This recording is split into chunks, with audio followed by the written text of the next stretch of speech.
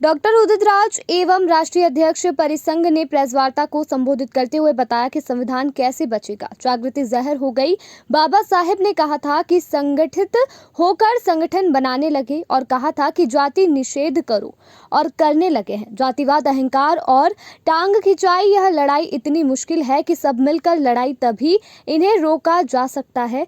किसान जब तक पंजाब में रेल की पटरी पर बैठे रहे, सरकार पर असर नहीं और दिल्ली गिरते अंतर्राष्ट्रीय मुद्रा बना और मांग भी पूरी हुई। संविधान बढ़ाने की रैली किसी एक विशेष व्यक्ति की या संगठन का मामला नहीं है, बल्कि सभी 5 नवंबर 2023 को दिल्ली की रामलीला मैदान में इतनी संख्या में पहुंचे कि संविधान बदलने की सोच पर रोक लग जाए।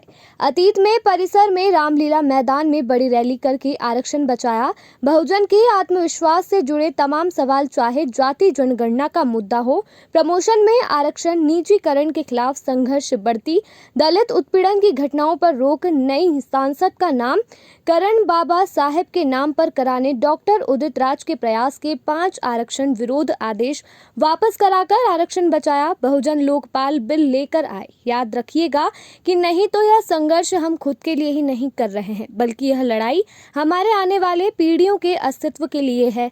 5 नवंबर 2023 प्रातः 10 बजे रामलीला मैदान दिल्ली की रैली में पहुंचेंगे। भोपाल से कविता जोशी की रिपोर्ट। ये बात सच है कि जग नहीं रहे और जगह भी हैं तो संगठनों की श्रृंखला बना लिया। 5 आदमी, 10 आदमी, 2 आदमी, 50 आदमी, यानी न जगह से जगह बेकार है। कम से कम इतना बिखराव नहीं। दूसरी बात है, उपजातिवाद भी बड़ा उभर करके आता है। क्षत्रियों को, ब्राह्मणों को, वैश्यों को रात दिन आलोचना करते हैं, मेरा शोषक है। उम्मीद करते हैं वो जाति को त्यागे, आपस में जाति नहीं त्याग रहे। तो भाई जब आपस में जाति नहीं त्यागोगे और संगठन में बटे रहोगे तो शोषण बराबर बना रहेगा, संविधान भी खत्म हो जाएगा। और संविधान खत्म करने के लिए मोदी जी आए हैं RSS आए। 15 अगस्त को मोदी जी के आर्थिक सलाहकार विवेक ओबराय जी ने लेख लिखा कि नया संविधान, और ये संविधान गरीबों, दलितों के लिए। ये मैं कोई राजनीतिक बात नहीं कर रहा। हर आदमी का अधिकार है संविधान बचाने। ये राजनीतिक व्यक्ति का ही काम नहीं। राजनीतिक काम किसी पार्टी की आलोचना करता है। आज हम जो इस संविधान से लाभान्वित हैं, जो बाबा साहब डॉक्टर अम्बेडकर के अनुयायी हैं, जो उन्होंने प्रावधान इनको रखा, खड़ा होना चाहिए। और वही आह्वान किया गया है कि 5 नवंबर को दिल्ली की रामलीला मैदान में भारी से भारी संख्या में पहुँचे। संविधान जब खत्म होता, अधिकार खत्म होता, तो चाहे वो किसान हो, तो कर्मचारी है, तो मजदूर है, वो अपनी लड़ाई लड़ सकता है। वो कोई राजनीतिक लड़ाई नहीं, वो अपने जीने की लड़ाई लड़ता है, अपने सम्मान की लड़ाई लड़ता है, अपना फंडामेंटल राइट्स की लड़ाई। तो चाहे AR भी है, फंडामेंटल राइट की लड़ाई है। राजनीतिक लड़ाई नहीं लड़ सकते, अपने अखबार से नहीं जाते। तो डॉक्टर साहब, मैं एक क्वेश्चन था मेरा कि देश के अंदर जो अभी परिस्थितियां चल रही हैं उससे सब वाकिफ़ हैं।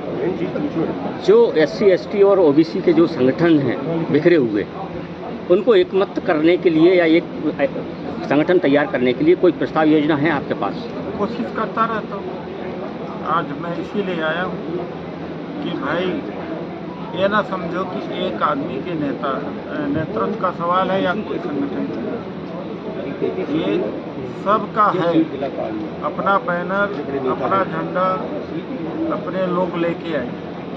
ज़्यादा लोग दिखेंगे, पब्लिक दिखेगी, पीपल्स पावर दिखेगी, उसी का असर है इस समय, और किसी चीज़ का असर नहीं। न मांग पत्र पेश करने का, न किसी और चीज़। सर, लोग बाबा साहब को मानते हैं, लेकिन बाबा साहब की नहीं मानते। इस समाज कब मानेगा सर? दोनों नहीं मानते। सर एक देश एक दोनों नहीं मानते। अगर वो मानते जी तो उन्होंने तो कहा था कि जाति विहीन समाज की स्थापना करना, बौद्ध धर्म अपनाना। कहाँ मान रहे हैं? जी सर मैं एक दोनों की बात नहीं मानता। वो जुबानी बात है, बस जुबान से कहते हैं। बाकी सब मंच के बाद या भाषण के बाद उसी रंग में ढल जाते हैं। सर सर, एक कितने देश प्रतिशत एक दिलवाने चुनाव से की टिकट बात है? चल रही इस समय।